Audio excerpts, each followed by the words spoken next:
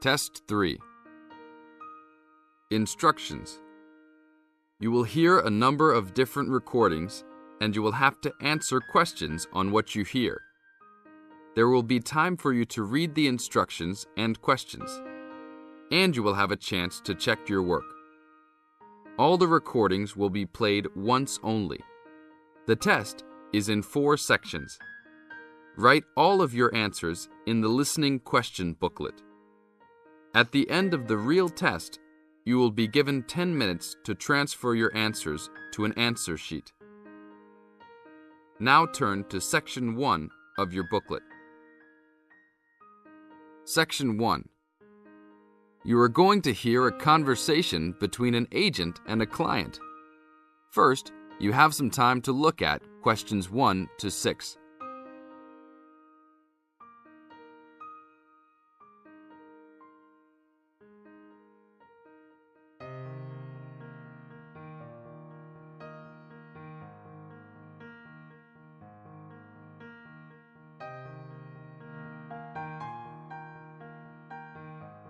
Now listen to the tape and answer the questions.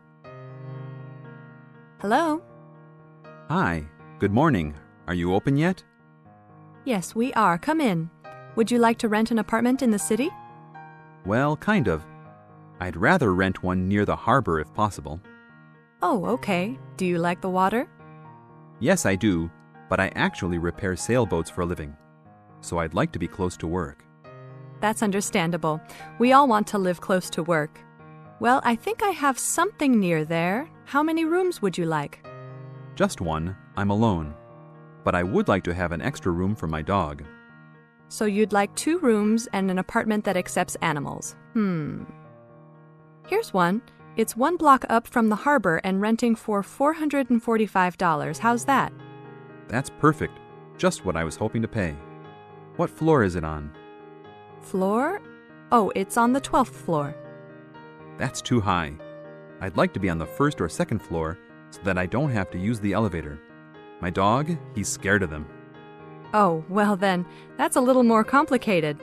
Let me make a few calls. Okay, I think I found a couple more for you. Here's one that might suit your needs.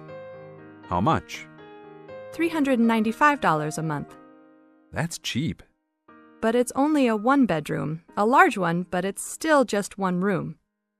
Oh, well, regardless of whether the room is small, I still need a separate room for my dog.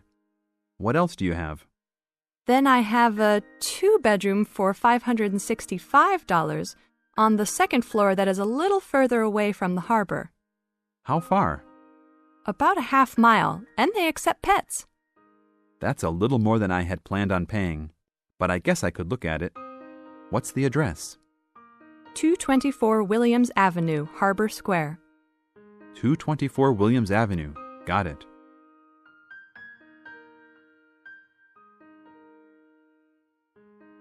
Now look at questions 7 to 10.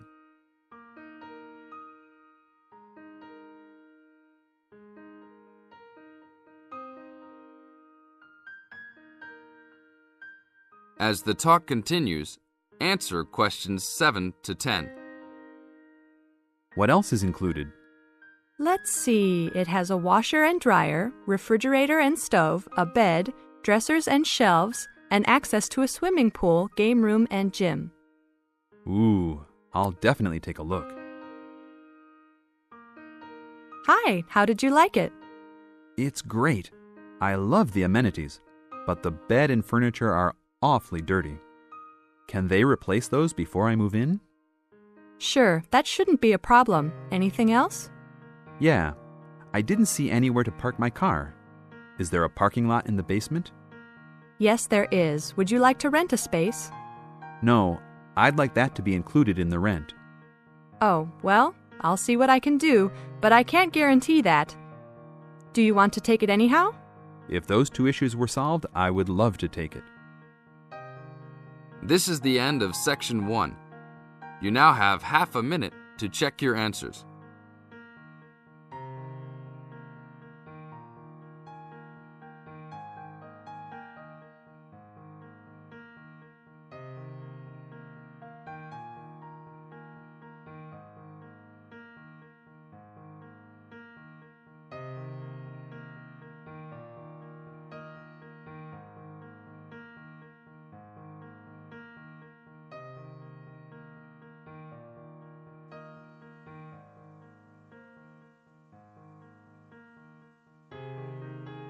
Now turn to Section 2.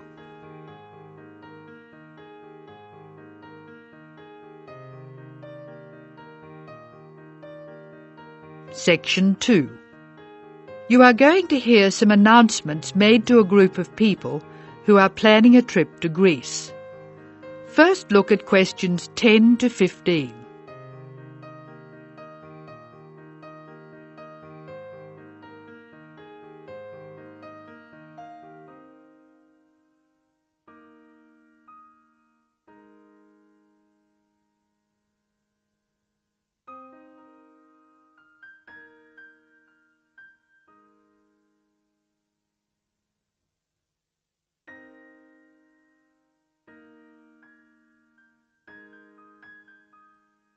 As you listen to the first part of the talk, answer questions 10 to 15. Write no more than 3 words or numbers for each answer. Good morning, everyone. I'm getting very excited about this trip to Greece, and I'm sure you are too. As you know, we didn't have all the details at our last meeting, but I can give them to you now. We'll leave London Gatwick Airport on British Airways next Wednesday. Please be sure to be at the airport by 6:30. I know it's early, but our departure time is 8:25 a.m. We're quite a large group and we don't want to have any hassles. Please be sure to have all your travel documents ready. We'll arrive in Athens at 2:25 in the afternoon and there'll be a vehicle there to meet us. It'll be a full-sized coach so everyone can travel together. We'll spend 3 full days in our hotel in Athens, although we're only being charged for 2 nights accommodation, which is good news. The second day we'll go to the National Archaeological Museum to see the enormous collection of ancient Greek works of art, antiques, statues, a brilliant display. We'll eat out at a typical Greek restaurant on Thursday night. It's going to be a very busy time in Athens. Friday morning and afternoon we'll visit historic sites, but we have nothing planned for the rest of the day. On Saturday we're off to the islands, the Greek islands of ancient myth and modern romance. Now the big news. At first we thought we'd take the ferry, but we've been very lucky to secure a sailing boat, which is big enough for all of us. I'm really excited about this part of the trip because we'll see the islands to the best advantage and we'll be able to cruise around and sleep on board. We'll get off at different islands and for one part of the trip we'll have people playing Greek traditional music actually on board with us. Now I'll pass out a brochure with all the details. Now look at questions 16 to 18.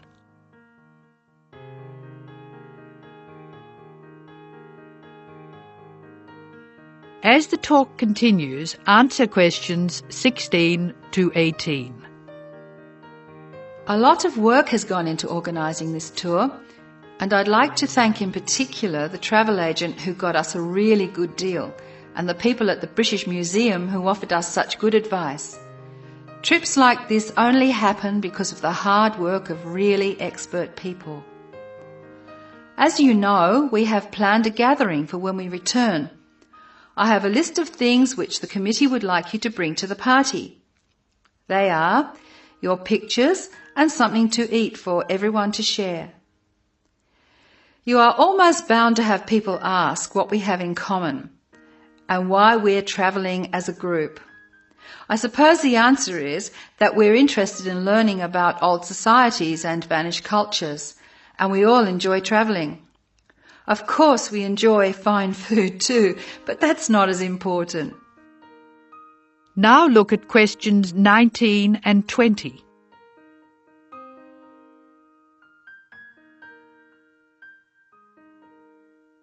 As the talk continues, answer questions 19 and 20. Oh, I nearly forgot the last piece of information. You'll see there are labels which I have passed around for you to put on all your luggage. Could you fill them in, please? On the top line, please write Greek tour, and on the lower line, write in block letters, I mean uppercase, the letters AA and the number 3. That's AA3. We need to have these labels clearly displayed to help the baggage handlers keep our luggage together on the different parts of our trip, so please don't take them off. That is the end of section 2. You now have some time to check your answers.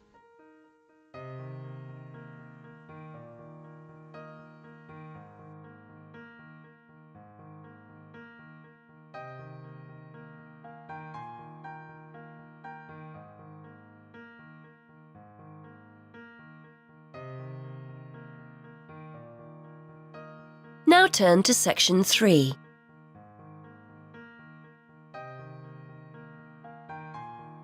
Section 3. You will hear a conversation between two university students about transferring to a different course. First, you have some time to look at questions 21 to 23.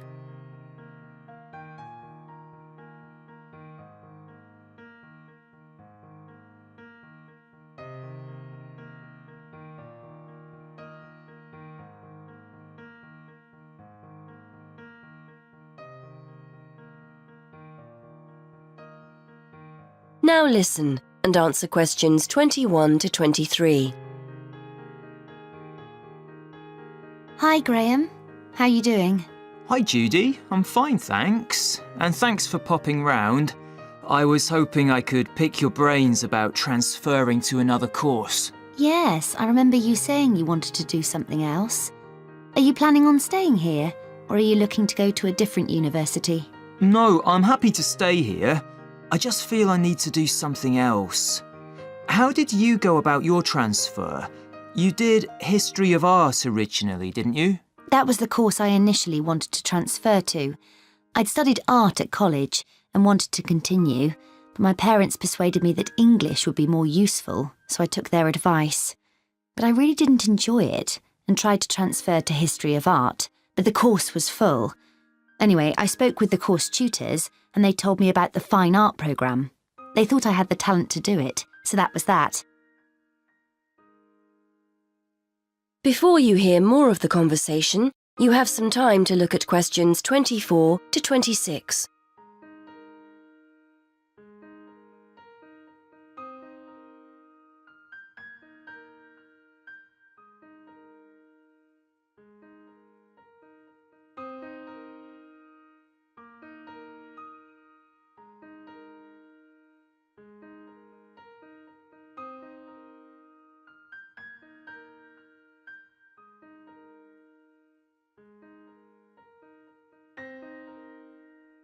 Now listen and answer questions 24 to 26. I see. How did your parents take the news? They were okay about it, really. They just want me to do what I enjoy, so everything's fine there. So you're hoping to transfer as well, then? Yes, I think I've given the German course a good try, but I'm not really happy. Most of the other students on the course seem to have at least one German parent, or they've spent a great deal of time in Germany, so their German is much better than mine. We get huge novels to read, and I'm still struggling with the first chapter while they're already finished and writing their assignments. I thought about doing a combined degree, German with another course, as the workload would be less, but in the end, I feel a complete change would be best. One of my other subjects at school was history, and I realise now I'm actually more interested in that. One of my housemates is doing history, and it sounds like a great degree, so I've decided to focus on that. Well, people do transfer, so it's not out of the ordinary. But won't you miss the opportunity to study abroad for a year? You spend year 3 in Germany, don't you? I know. Not only Germany, actually. You have a choice of Germany, Switzerland or Austria. That would be exciting, I know, but that's really the only thing I like about the course. And I can always do some travelling after I've finished my studies. I still don't know what I want to do as far as a career is concerned, so I think it's best I study something I enjoy first and foremost. Anyway, I thought I'd ask you about how you went about your transfer before taking it any further. Before you hear the rest of the conversation, you have some time to look at questions 27 to 30.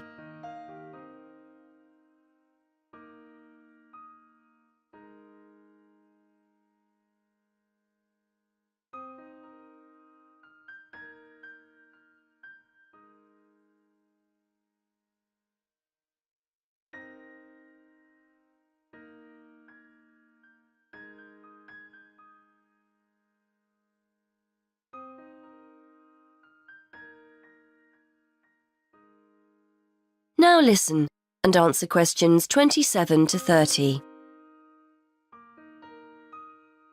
Well, the first thing you have to do is make sure you're clear in your own mind why you want to transfer.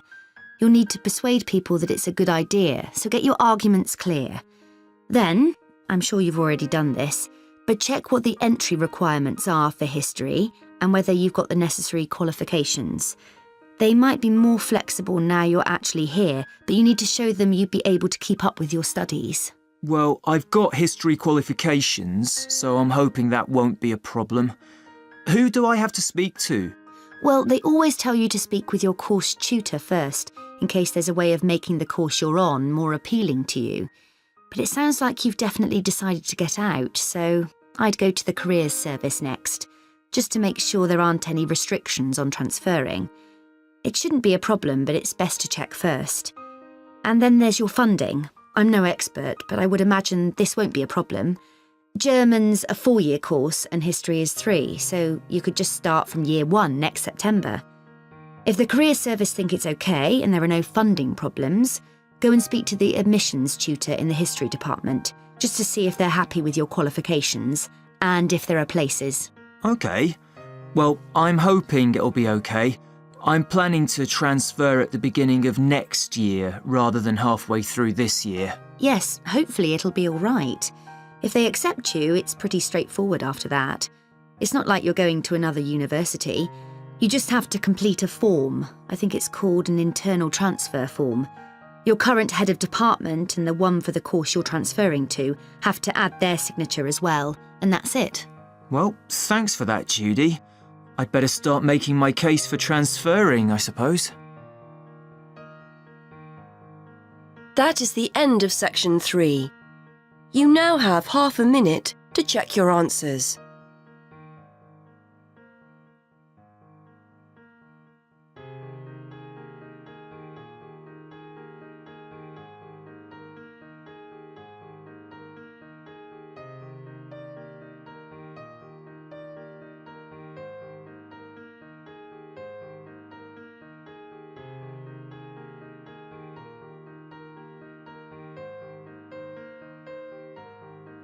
And to section 4.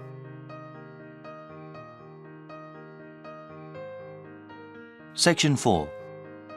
You will hear a student representative explaining the views of the student body about how a large donation to the school should be spent. First, you have some time to look at questions 31 to 40.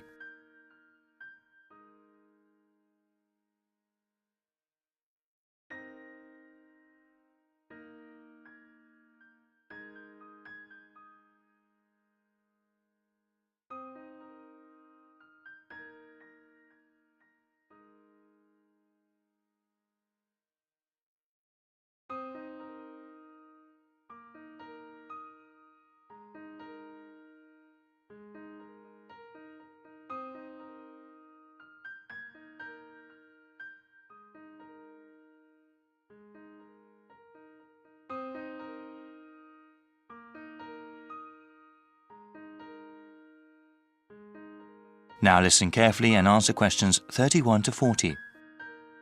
Thank you, Mr. Chairman, for asking the student body about the recent large donation to our school and what it should be spent on. Also, thank you to the rest of the Board of Trustees for letting us have some say over how to improve our university. We know that sometimes students and administration have different priorities regarding the development of the school, but we hope you sincerely consider some of the ideas that are proposed. When the estate of Paul A. Modrib announced that he had left over $50 million to the school, the whole community was quite ecstatic and very grateful for such a generous gift. Since the initial euphoria has passed, though, we have all realized that some tough decisions have to be made. The donation can help fund new projects for the school or improve existing facilities and programs. But there is not enough money to pay for every single idea. That is why the University Senate, through an online survey, asked the student body what ideas they thought were best.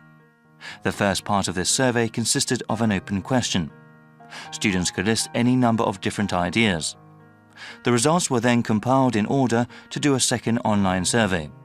Ideas that were totally impossible, or those that were jokes, were taken out. All the ideas that consistently came up again and again were put to a vote. We found that the 4 things that came up the most were all pretty different. I will mention them briefly before going over the pros and cons of each of them. In the first part of the survey, we saw over and over again that students wanted to improve the residential dormitories, completely redo the campus dining system, remodel the athletics building, and finally increase funding for research projects and grants, especially for those in science. Obviously, there is not enough money from the donation to pay for all those ideas, so we have to prioritize.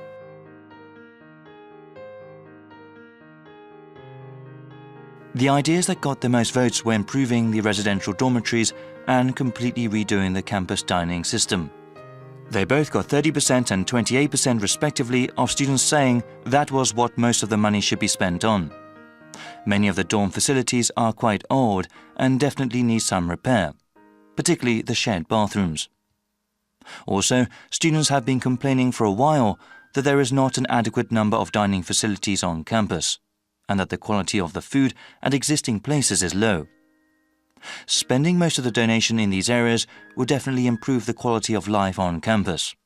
However, a significant minority of the student population, about 40%, does not live on campus. They commute from their homes elsewhere and therefore would not benefit from those improvements. 25% of students thought improving the athletics building was the best use of the money, and 17% voted for giving money to research projects for science. There are many people who are attracted to our university because of our athletics programs, so improving the building would improve the reputation of the university. Only a small percentage of students actually ever use the athletics building, however. Though it received the fewest votes, giving money to university research projects has great potential. Any new patents that come about because of that research can possibly earn the school lots of money. That is the end of section 4. You now have half a minute to check your answers.